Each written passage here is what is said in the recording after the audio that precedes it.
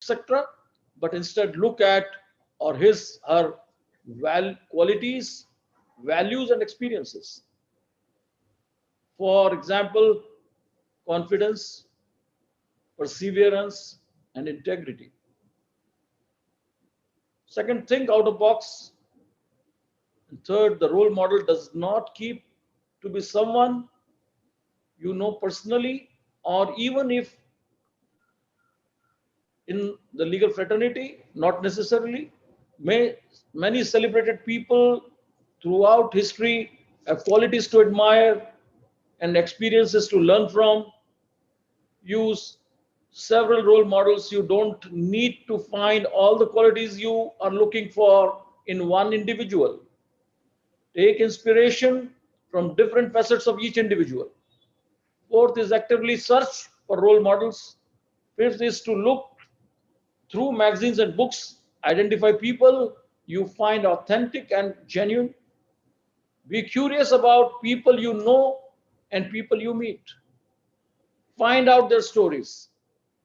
Look closer to the home, away from your work sphere, amongst family and friends, people in your community. Look online for inspirational people. Next would be explore how these role models relate to you and your life and career goals.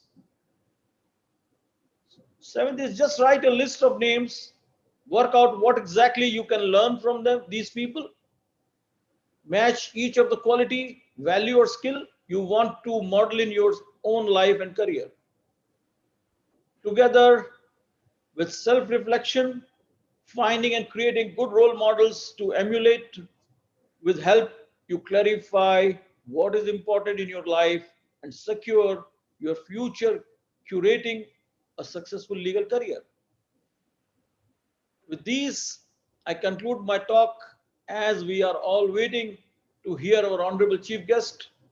And I do hope it should be a great learning experience for all of us, especially the young prestigians of PIMR Law Department.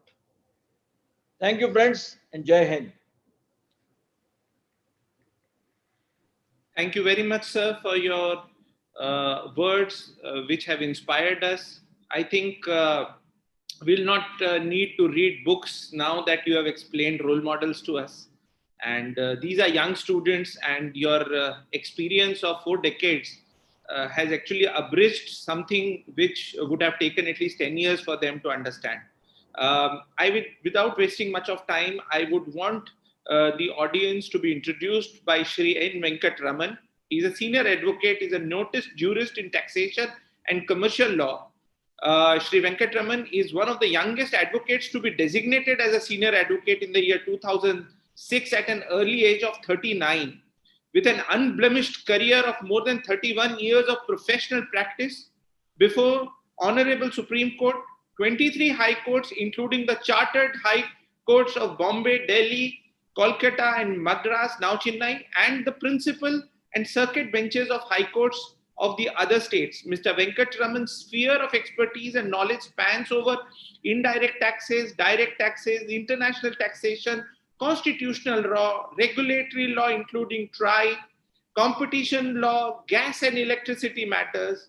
His proficiency in public law received accolades in the Honorable Supreme Court in the Sabrimala case, wherein the Constitutional Bench was pleased to refer the case to a bench of 9 judges. Mr. Venkatraman also frequently addresses law students of the most prestigious law schools in India on various issues concerning the nation, nationality, ethos, value, and legal issues connected to it. We welcome Additional Solicitor General of India, Shri N. Venkatraman, to this gathering. Thank you, sir. We would now want you to proceed ahead with your thoughts on the topic role model in law. Sharada Sharadamboja Vadana Vadanambujai Sarvata Sarvata Smakam Sannithim Kriya.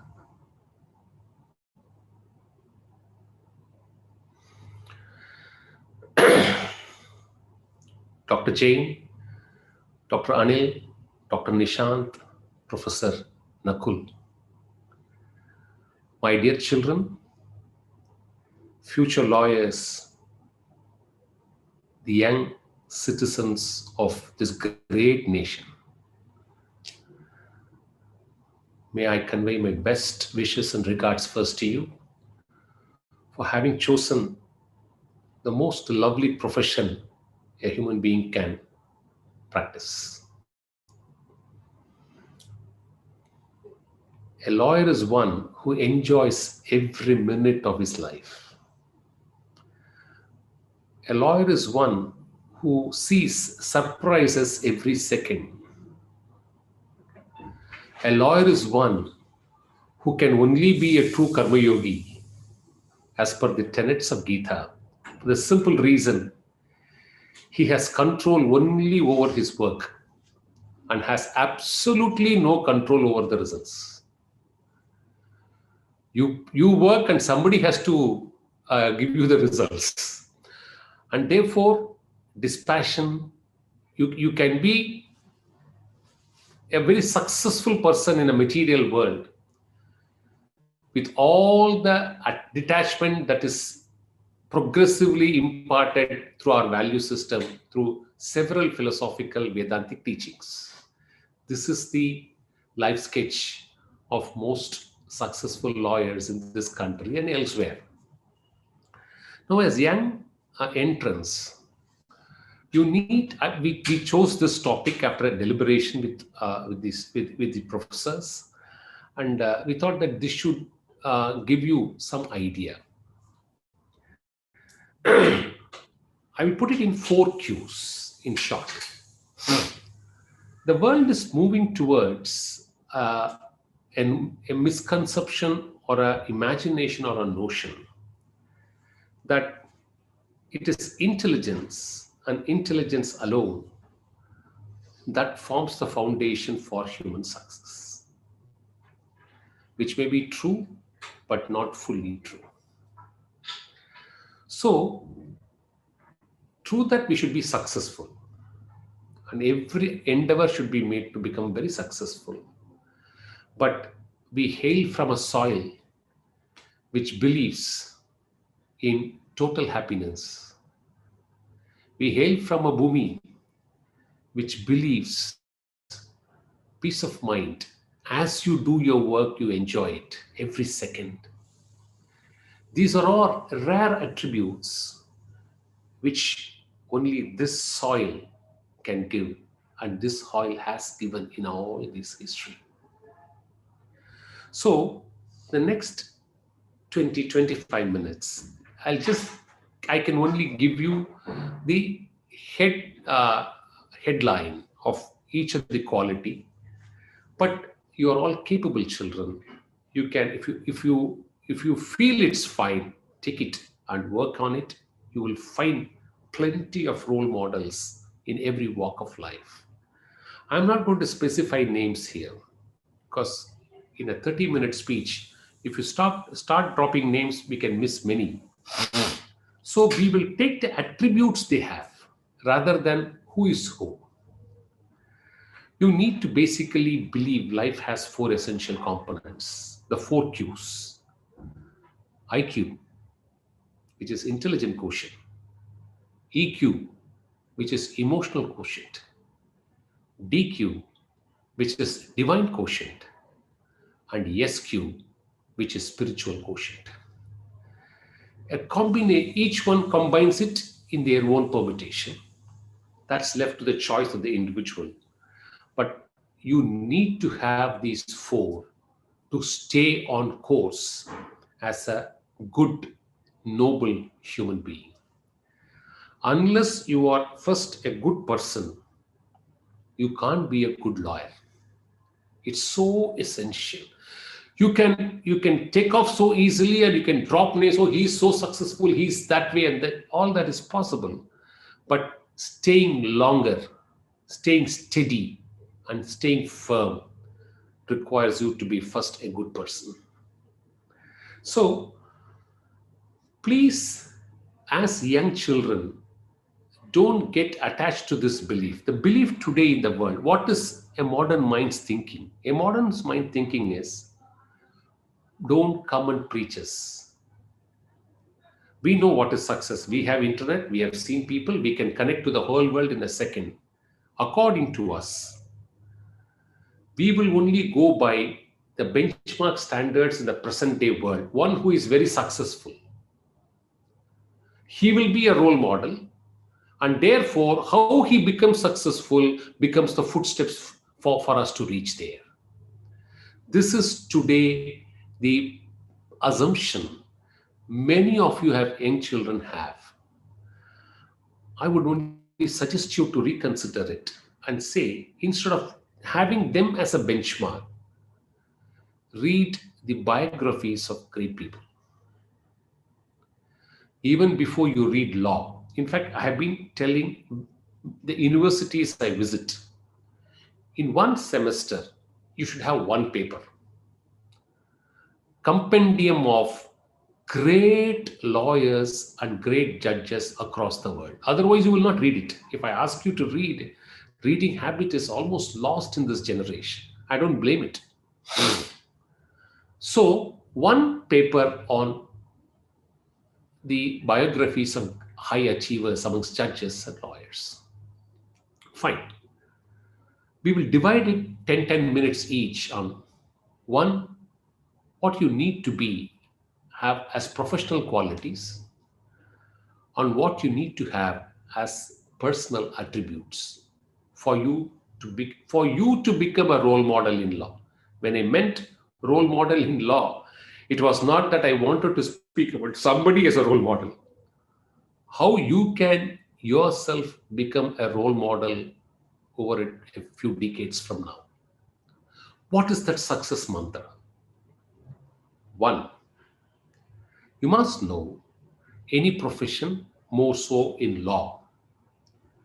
Climbing the tree is very, very difficult. This is when I joined the profession, the first day, this was the mantra taught by my senior.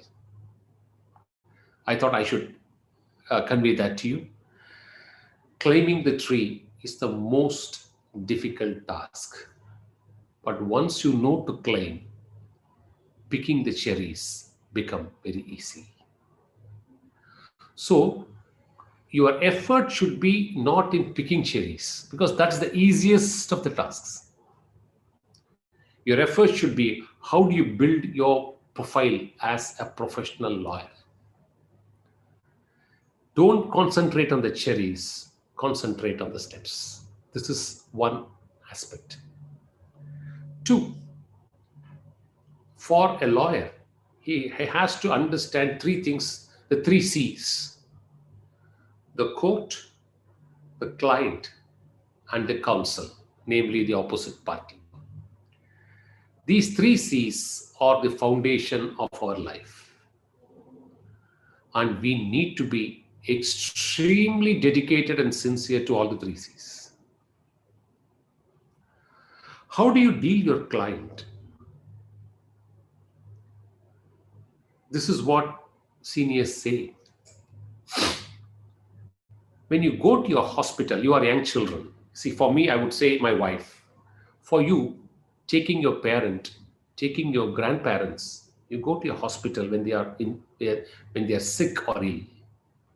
What would you expect from the doctor? Will you not expect a complete focus and attention on your father, mother, or your grandparent to say, this man or lady should attend to my kin?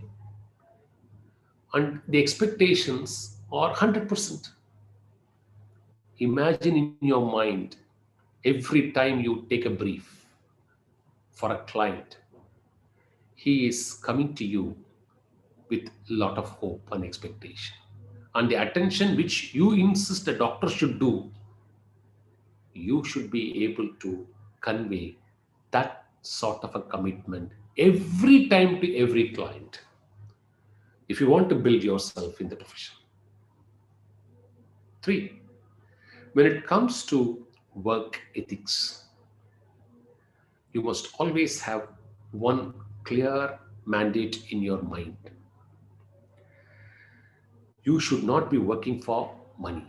If money is your destination, If you think this has more money and therefore we should do more work, this has less money and therefore we should do less work, then you are going off the track.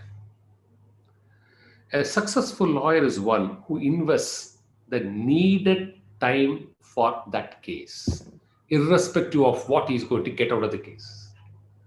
Your focus should be in understanding and doing the case well, rather than putting your effort commensurate to the compensation you may get. This will blow you in sooner or later if you do that. So this is a very important work ethics which you should practice in life. 4, court is a battlefield. You must understand. In fact, seniors of those years, it may be a small admission matter. It may even be an admitted matter. You have to stand up and say, already admitted. That's all. But court is a place which brings you surprises every time, irrespective of age, irrespective of the case, irrespective of your competence. You will know it as you start practicing.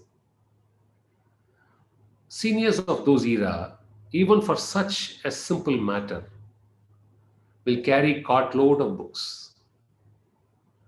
Keep it near them and not use it at all. And it will happen 8 out of 10 times. What you take to the court, you may not even use it 8 out of 10 times. But the sense of preparedness is so essential. It's like this. You must have your arrows just behind your back in the bar. You can't say, my arrows are there at home, I'll go and get it when you are in the battlefield. You may use the arrows, you may not use it. That depends on the situation. But the arrows should be accessible to you. So for a lawyer, whatever case he wants to do, the entire case materials, irrespective of whether it's a simple matter or a complex matter, should be available to him, and he or she should be in a state of readiness to do it. This attitude, you should develop it today. You can't develop it suddenly after 20 years. This is an attitude you should ingrain the first day of your law college. More importantly, for a lawyer, you should avoid 2 things, which most of the successful lawyers have avoided. Court is a place to gossip as much as a place to practice. Court corridors are the best place for the best gossip. So soothing, so interesting, so tempting. Most of the time you listen and half of the time you contribute. So one is gossip and one is taking the institution lightly. Hey, this is the type of institution it is. If you do these 2 simple mistakes, then the tendency to drag a case, the tendency to adjourn a case on flimsy grounds, and the commitment to be part of the institution to contribute value will start diminishing slowly to you. So if you want to be a successful lawyer, you should avoid courtroom gossips. And the tendency to adjourn a matter should never be in you at this age. Never. If court adjourns it, it's court's will. If the other side seeks and you have to accommodate, that's okay. But not once you should seek an adjournment on ground of lack of preparation. Saying this is not there, this is not with me, that's not with me. This tendency is something which you should curb at the first instant. Let court, you should not feel disillusioned, court is adjourning 20 times. Court has the right to do it. But 20 times you should be prepared. The effort and law of diminishing return actually works in a lawyer's life. First time he would prepare excellent, and diminishing because it's getting adjourned 7 times, 8 times, it will come down. 9th time it will reach when you are actually not prepared. And you will get fixed. So you should be prepared, whether it's the 9th time or the 99th time, the effort you put for the first time should be the same, irrespective of the number of adjournments. But you should not seek it from your way. And one of the important last qualities, which is very, very essential from a professional point of view. You should be passionate in law, no doubt about it. Everybody today, all of you, you don't need a teacher, you don't need an institution. You all sit. A 5-year child, 6-year child is online education. Don't abandon institutional frameworks and institutional systems. Respect to your institution, respect to your teachers. These are all, unless you know to show respect now, you will find it very difficult to show respect after 5 years when you join the bar. You can't be street smart and always. There must be reverence. There must be some sort of a bonding or attachment to commitment to what you do, for which respecting people. This is it is this attitude which can take you longer, stronger, and higher. You can't think the other man knows nothing or you know better. Even if he doesn't know and you know better, you must know to still repose respect if he is elder to you. If he has put more number of years in the practice, this is an indispensable, essential quality for a lawyer. And don't think it's all knowing law. I can log into the Constitution, I read the Constitution, pick out 10 Supreme Court judgments, and therefore I can start doing it. This is not how you build your skill. You must be a master on facts as you are a master in law. It is the best deduction of facts which brings out the best proposition of law. Recently, we had to assist the Attorney General, 16,000 pages. 2 premier investigative agencies landed and kept it 3 days time to read because the matter is going to come up. And how do you argue 16,000 pages? Do you think you can show it to the court? Then it will be a long serial, Hindi serial or a local language serial running 500 episodes. You'll never know when it started, when it ended. You can't be doing with 16,000. So it has to be reduced first to 2,000 pages. Then that has to be reduced to 100 pages. Then the notes have to be reduced into 6 pages. And finally, it has to be reduced into 3 charts. So how do you do it? You must know, as you know how to learn law, you must know how to gather facts, how to marshal facts into your case. It's an art. It's a real art. And for all this to happen, you must believe in a mentor. It's not enough if you join a firm, you join a senior, and you should be blessed. See, we are all here today in some way with some name or reputation only because of our gurus, because of our mentors. My guru, Mr. C. Natarajan, now whatever I say, he had all this in him, put together as an encyclopedia. So it is the mentor who can impact you the most. So go in search of a mentor who has values, who has all these qualities, and you will gather knowledge in the process of time. Now, coming to the personal attributes, as you have professional attributes, you should also have personal attributes. It's not enough if you are a sound professional and an insane human being. Nobody is going to love you or respect you, including your own family. You should first be a good human being. That's why I said, see, you should be very humble when it comes to personal qualities. Humility, nobility, and being generous. These are the foundational bricks for any human being, followed by trust, loyalty, and commitment. Unless you develop it now, these are all attitudes ingrained in our soil. People have always been humble. Today we are exposed to a globalized world where might is right and where the man who presses the trigger first gets the advantage. All these are new happenings. But people who have been triggering, this has happened, people have triggered even in Mahabharata days and lost. You must know that. So it's not enough if you trigger first. You should know when to trigger and how to trigger. That's more important. So for which unless you are humble. Humility should be your natural quality.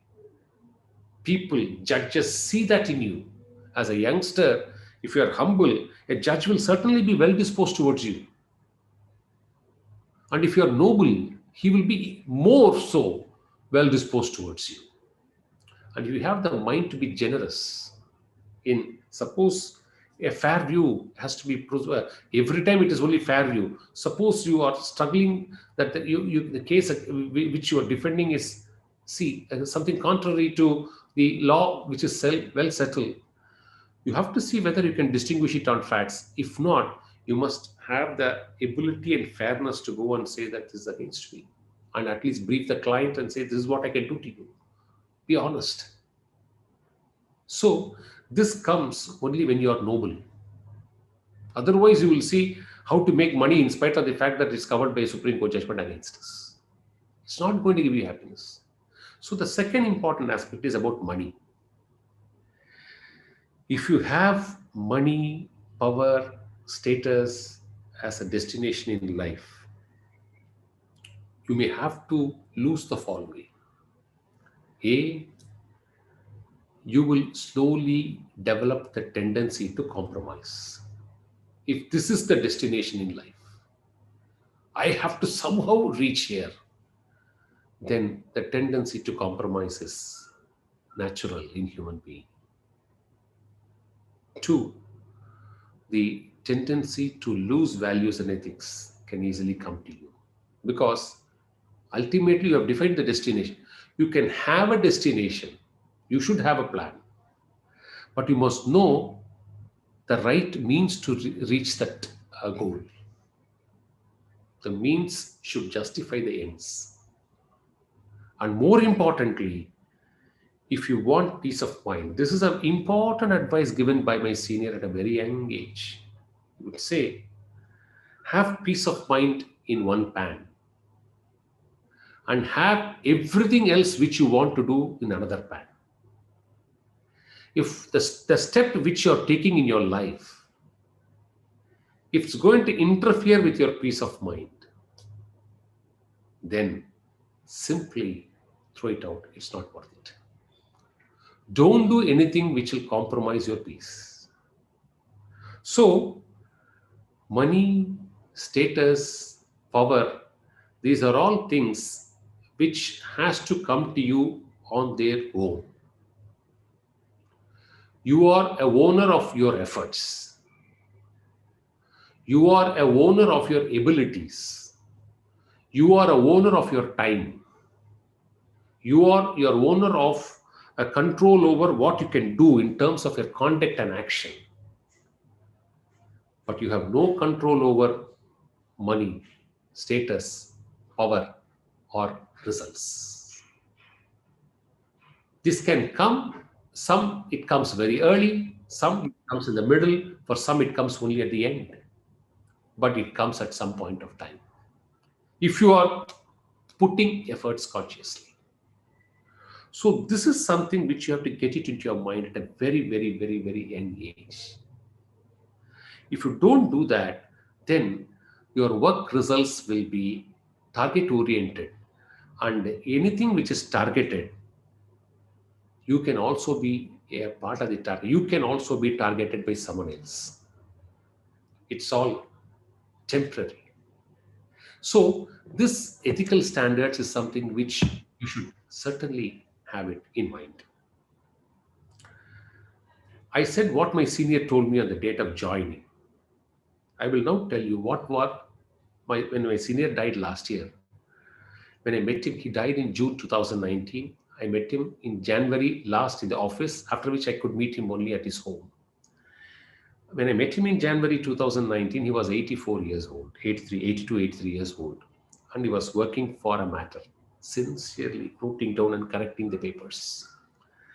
And looking through the half glass, he saw me and made me sit and said, please wait. And for 10 minutes, he was continuing with his work. After finishing his work, he looked at me and said, Venkatraman, he completed almost 52 years of practice. I would say The first half of my life, professional life, I was like a painter, used my imagination, used the materials, used the available text. He was one lawyer who shaped the indirect tax law in this country. This is exactly what F.S. Nariman has said, Parasaran sir has said about him. So he's man of a very tall acceptance. He said, I was a painter for my first half of my profession. But as years grew, I became a sculptor. I started to chisel each and every case and created my own images. And it is these images which remain in my heart as divine images, worthy of worship. So be a sculptor. You will enjoy your job in your life. So be a sculptor. The kind of effort and concentration, focus, lack of diversion is what is needed for a professional lawyer. With these few words, know to love, more importantly, know to love, give love first. We belong to a country which believes in tolerance, which believes in love, which believes in empathy, which believes in human compassion. So don't think by yielding you lose. By yielding, you don't become a coward. By yielding, yielding is not a weakness. Yielding is not cowardice. Yielding comes out of superior strength. It comes out of superior confidence. It comes out of superior abilities, which this nation for centuries, for yugas, has given to us. Please enjoy the benefits of this nation, benefits of this soil, benefits of our lineage, benefits of what our ethos are, and become a very, very successful lawyer. May God always guide you. Thank you so much one more time to Prestige Institute of Management for this wonderful morning. And we should thank this, be always thankful to the institution. It's the institution which finally imparts. Today it's the college, tomorrow it's going to be the court. And respect people who run it. Respect your teachers without fail. Namaste. Thank you so much, sir. Thank you so much. Nakul, please proceed ahead with the question and answer session. Students who wish to ask questions are free now to ask questions. All the students can write their questions in the chat box and we'll take them one at a time.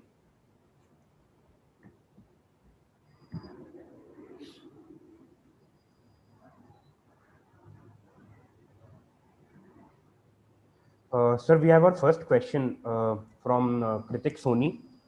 His question to you is, how can we build confidence? See, in fact, it's a very good question. Confidence is a quality, it's an attribute. And therefore, it is not something like a shirt you can wear. The normal presumption is success gives confidence. The way, once you start succeeding in life, then it becomes the foundation for confidence. But what happens if success is not that frequent as it should come? Are we to become diffident? My suggestion, therefore, would be confidence is something, a quality, especially for a lawyer, comes out of his ability to assimilate. If you develop good abilities, you may remain unnoticed even for a long time. But you can't vanish as an invisible person. This is something I've seen out of my life, I'm telling you. Seen out of my life. The problem with young children is, like all of you, You want today, I've joined the college, tomorrow I should get the degree, day after tomorrow I should wear the robe, fourth day I should become senior, fifth day world should recognize me and paper should publish my cases. This is the pace at which you expect results to happen. It will take a long time. Cut this out from your mind. Work and build a strong infrastructure within yourself. You will never know. See, that's why I always say it's for a railway track you have two lines. One line is human effort. Another line is divine will. Unless you, that's why, because it's half an hour, I didn't spread it over. IQ, EQ is within your control. But DQ and SQ is something which you have to trust somebody else higher than you. You will never know how people will choose you for what. If you ask me what you have done in 3 months, I have to tell you, I have to narrate you things which will become, which is unbelievable, which is unbelievable. It happens. For 32 years, what I did not do, I'm doing for the last 3 months. But you have to wait for 32 years for this to happen. And you have to wait. You should not lose confidence there. So confidence for a youngster comes out of sheer ability to acquire skill. Don't trust anything else don't have an external factor to influence their confidence. That's a request. Thank you so much, sir, for answering that question. We have another question from Mr. Akash Dev Pandey. He says, Namaste, sir. What other general experiences of life helps in dealing a case other than experiences related to law itself? In fact, if you have time, those were the days where we read Perimizan as part of our law course. So you have suits, they say so many things. I don't know what they are. See, a lawyer must have good common sense. He should not lose his common sense at the cost of legal sense. You should develop or harness your legal sense in and around your common sense. It helps 7 out of 10 times, especially when you are on your legs, on your feet. Your legal sense may not help every time. Your common sense helps you a lot. So for you to get a grip of such things, keep watching proceedings which involve a lot of common sense, which involve evidences, facts, and proof involving daily lives. You may be arguing a most complex economic issue before a court, but some practical daily life happening may be a wonderful example to burst the bubble. So, open your mind always and keep watching what is happening around the world. And that observation unconsciously will help you to build its own resources within you, which you can use it at an appropriate juncture for an appropriate case. It's a very good question. I don't know who the child is, but it's a good question. Go ahead. Thank you, sir. So the next question is from Ms. Ananya Shukla. She wants to ask you how to face failure when you're a lawyer, how to handle failure when you're a lawyer. In fact, she has answered the question. As a lawyer has to fail if he has to be successful. It's not that you will succeed on the first day. It's any profession. If you want to be a good doctor, if you want to be a good engineer, see, mentoring is very important. So spend considerable time under a mentor. So you need to have a protective phase first. That is a phase where a mentor will only give you such matters where you can succeed and not give matters which you will fail. So that protective phase is very important for a lawyer, for any professional. Once you come out of the protective cover and start facing the world, you will by that time grown to a stage where you will know which case you will succeed and which case you will fail, because you would have gained that experience. Once you have gained that experience, then you will start to take success and failures in your own stride. But court is a place which can bring you surprises. In spite of the best effort, you can lose. In spite of the worst efforts, you may succeed. It clicks, it clicks. It doesn't click, it doesn't click. Because somebody has to accept your point of view. Now, there you should not get disillusioned, because a case is a case. And we are all bound by institutional frameworks.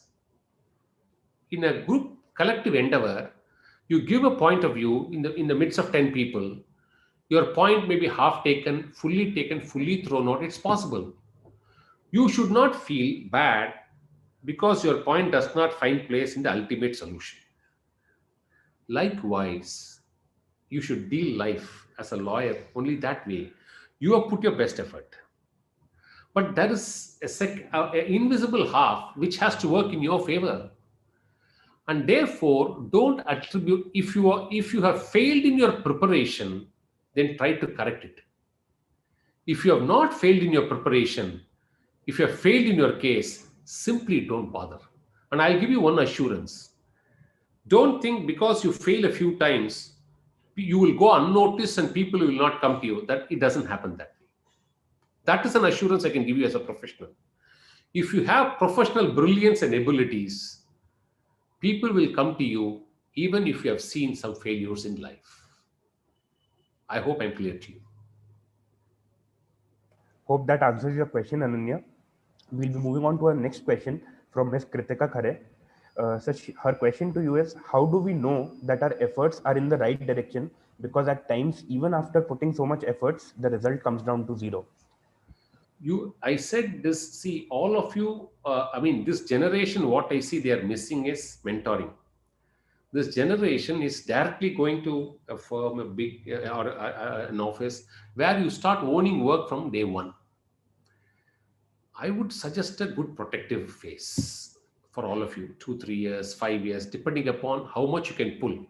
The more protective years you spend, the more productive years you will get out of it.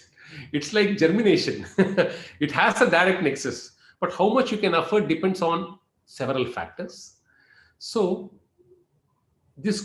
all this question is only because modern, in fact, when I met Asim Premji, the chairman of Wipro Group, one of the tallest industrialists in this country, a man who can be a synonym to ethics, such a great person and such a humble human being.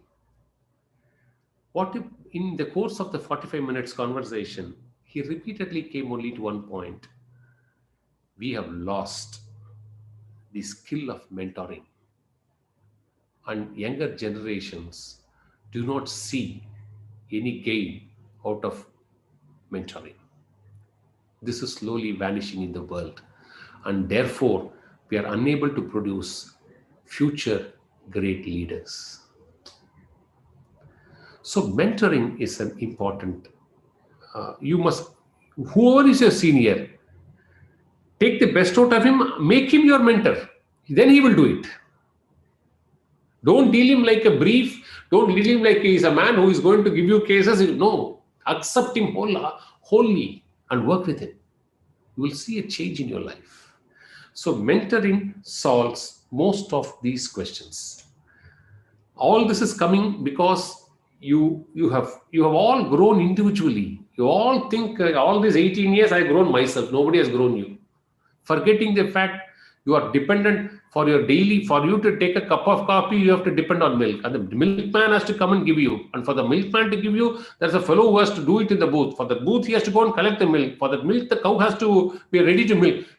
All this is never in your mind.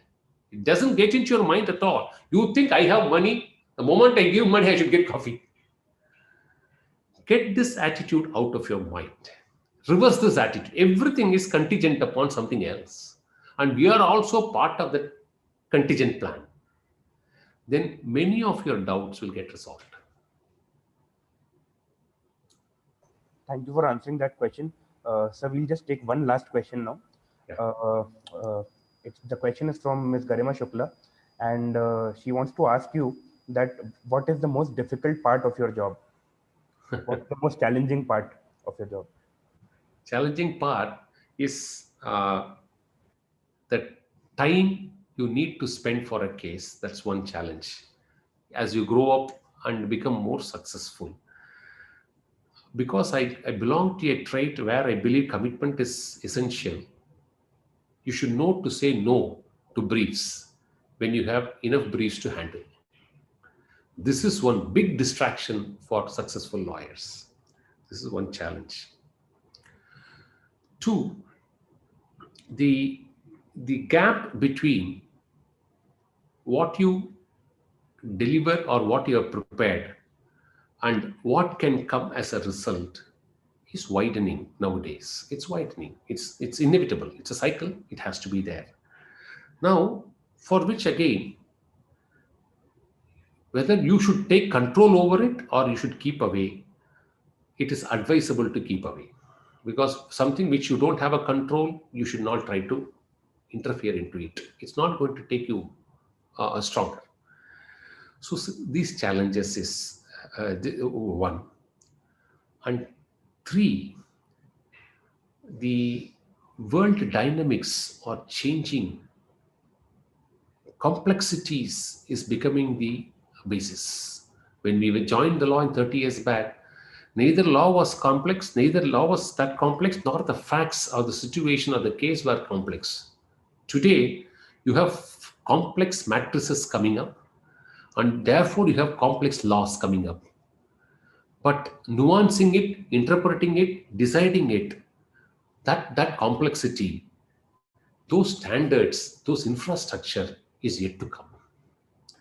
Therefore, there's a huge disconnect between what is actually happening and the required resources and standards. These are three major challenges I see in my profession. Maybe it's true in every other walk of life also.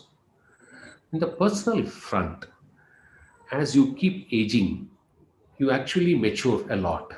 You become indifferent, you become dispassionate, all that is happening. It helps you to give more and more time and commitment. With lesser time, you are able to produce more. But sometimes we feel when the uptake is not there, we do get disillusion for a minute now and then. But we need to pat ourselves and still not compromise in the quality of work which we do. Quality, you have to be your own benchmark. You should outbeat yourself every time. That should be the Taraka mantra you should have in your life. Thank you. Thank you for answering all the questions, sir. I personally believe that the parameter to judge the effectiveness of a session is by the inquisitiveness the session generates. And it is evident with the number of questions that we've had. The students really enjoyed the session. Before I pass on the virtual mic to my department in charge, Dr. Nishant Joshi, I would just like to take a group photo of all the panelists, if with your due permission, sir. Sure.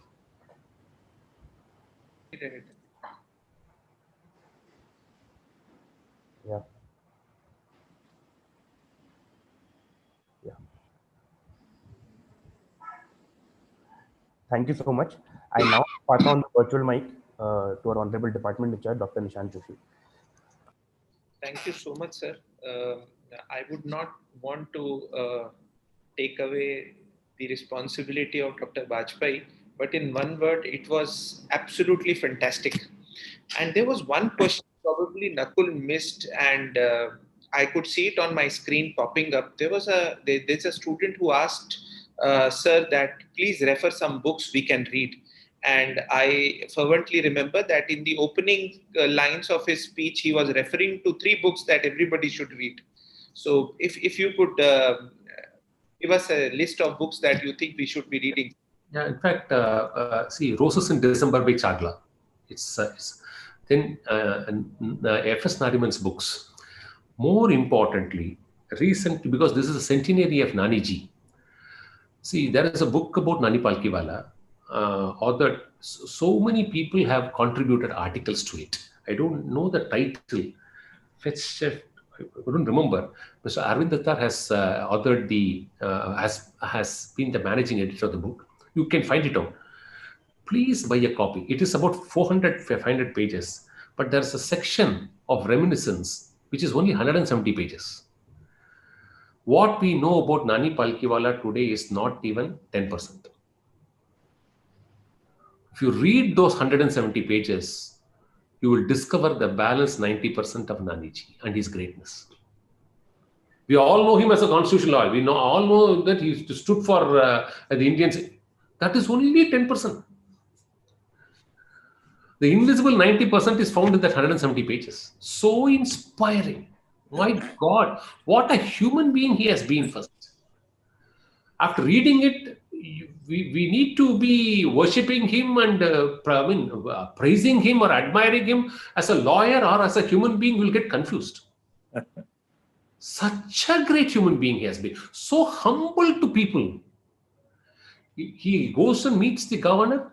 He has to go to, and then rushes to the court. In the middle, he has given a time to his servants, maids, daughter's wedding invitation. They want to come and give it in the office. He rushes from governor's bungalow to the court is nearer.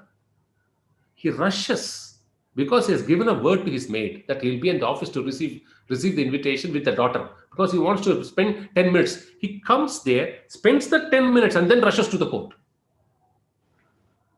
My God.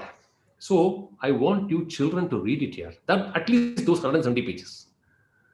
So, and any biography of any people of your choice. Initial years, if you read biography, it will add.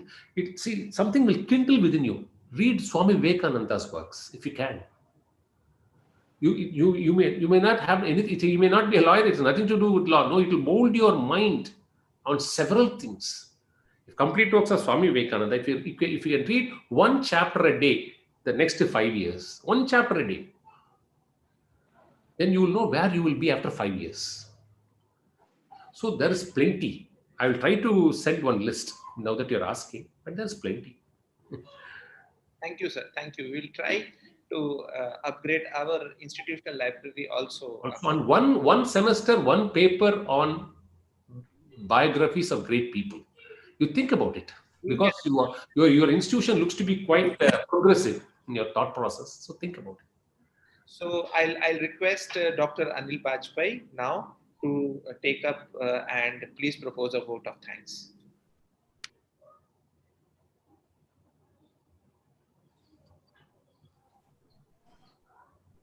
Sir, can you hear us?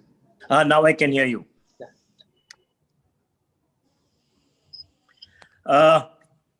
It seemed like the world had come to a standstill. Time stood as long as Honorable Additional Solicitor General Sri Venkatraman was speaking all this while. And when I say this, I speak not for myself alone. I speak for the 150 to 200 students who were listening to you with rapt attention. Sir, one of the most inspiring sessions, not just for the youngsters, but for people like us as well. It was impassioned. It was from the depths of your heart. It was experience churned into 1 hour of interaction. It was all the lessons of life that one would take years and years to learn that have so aptly been handed to the students on what could be said just a platter within a few minutes. The 4 Qs, the 3 Cs, those concepts, bringing back to life what the Indian ethos has always lived for. Sat Chit Anand. Satchidanand is something we all swear by. But for the first time, so succinctly put by Sri Venkatraman was that this is the land, the soil that seeks happiness at the end of everything. So I must thank Sri Venkatraman for having taken out time on an auspicious day I would go one step ahead and say that this was not deliberately chosen. It just so happened that it is probably one of the most auspicious days of the Indian calendar of the year. The Ashtami stroke Navami, because today happens to be a dual day. This is a very special year. Of course, Davis ji mentioned that 2020 is a year we would have all loved to forget and make it disappear from the calendar altogether. But facts are facts. We have to be there. We have to face them. And what better way than what has been guided so beautifully by Sri Venkataraman. I must add here that he actually made me a little nostalgic. He took me back almost 40 years. And what was that 40 years ago? I was a student at the Indian Institute of Management in Ahmedabad, and we had to follow the case method of education, which Harvard Business School did. And in the case method of education, it was always a major surprise when you came back from lunch to your room, and there were 500 pages of case waiting for you to study, which will be discussed next morning in the class. And there we learned how to reduce these 500 pages to 50, and then 50 to 20, and then finally a one-pager. And that is something, my dear students, I must reiterate this. Picking up facts of the case, finding relevance is paramount in terms of importance. So now that I will come back to my humble duty that I am here to perform, I thank Sri Venkataraman once again for having taken time out from his very, very busy schedule. He has just managed to sneak in a couple of days into Chennai for the Dussehra vacation. He shall be back in Delhi very soon. I thank our chairman, Dr. Davis Jain, for having spared valuable time and shared what can be said, the golden rules of success, and students should adhere to them so well that between the two, you've actually got the juice of the next 5 years that you have to follow here. I thank Dr. Nishan Joshi for having organized this wonderful session at the beginning of the academic year for the youngsters who have joined today. I thank the entire management team and the organizers of this wonderful session. And finally, we cannot be at all successful, and therefore I thank the entire batch of 2021 entrants into the study of law at PIMR. And with this, I hand you back to Nishan. Nishan, please carry on. Thank you so much. If I may be permitted to just say one additional line, we just heard Honorable Shri Venkataraman sir saying about some biographies one should actually, read. One which I would like to, I must really propose, one should also read biography of our Honorable Founder, Padma Shri Dr. N.N. Jain. I think it would be an insight of what a person could do in his lifetime. And I would also urge Dr. Nishan Joshi to make available the copies of biography to every student or every new prestigian joining our portals. And certainly we would love to share this copy with the Honorable Chief Guest today. And will seek his definitely very valuable remarks on this. Thank you, sir. Very nice, very nice. Sure.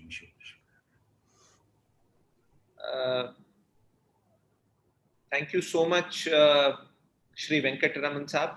Thank you so much, Chairman Saab, Dr. David Jain. Thank you so much, Vajpayee sir. And thanks, Nakul, for coordinating the Q&A session.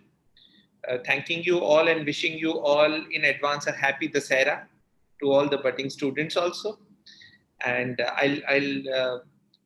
I would wish that I may be allowed to now disengage the platform and end the session.